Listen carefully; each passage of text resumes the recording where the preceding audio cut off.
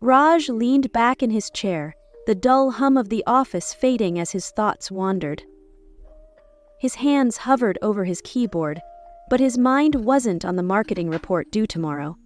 Instead, it lingered on the leather-bound journal tucked under his bed at home, the one filled with scribbled desires and private fantasies he'd never spoken aloud. It wasn't that Raj didn't trust Aisha, his girlfriend of 2 years. She was open-minded and kind. But these fantasies? They felt too unusual. What if she thought he was strange? What if she thought it meant he wasn't satisfied with her? That night, Raj arrived home to find Aisha curled up on the couch, her glasses perched on her nose as she scrolled through her e-reader. She looked up with a warm smile. "Hey, you. Long day?" "Yeah," Raj mumbled, kissing her on the forehead. Later, as they lay in bed, Raj hesitated. He wanted to tell her, wanted to share this hidden part of himself, but his chest tightened at the thought. Instead, he rolled over and pretended to fall asleep. The journal wasn't supposed to be found.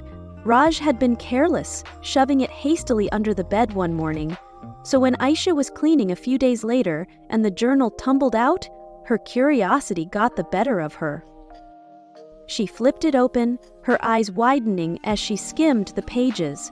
It wasn't what she had expected, certainly not the playful, daring scenarios he had outlined in surprising detail. A mix of confusion, surprise, and intrigue settled over her. When Raj came home that evening, Aisha was waiting for him at the dining table, the journal sitting in front of her like a guilty secret. Raj froze. What's that doing there?" "I found it while cleaning." Her voice was soft, but her eyes searched his face. "Raj, why didn't you tell me?"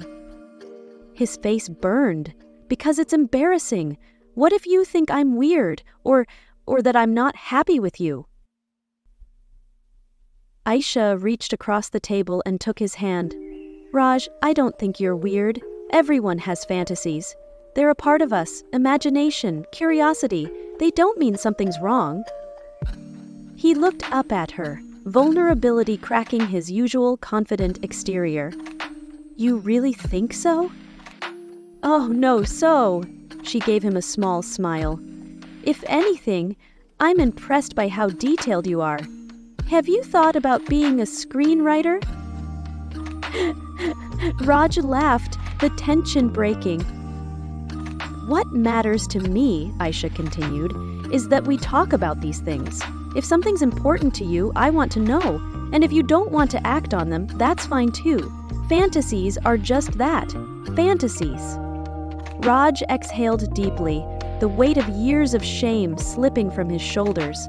For the first time, he felt seen, not judged, not dismissed, just understood. Over the next few weeks, their conversations deepened. They explored what fantasies meant to each of them, learning more about each other's inner worlds. Raj realized he wasn't alone in his fears. Aisha had her own hesitations and insecurities she had never voiced. In the darkness of their shared vulnerability, they found a new intimacy, a space where desires could exist without judgment, and where love thrived not despite the unknown, but because of it.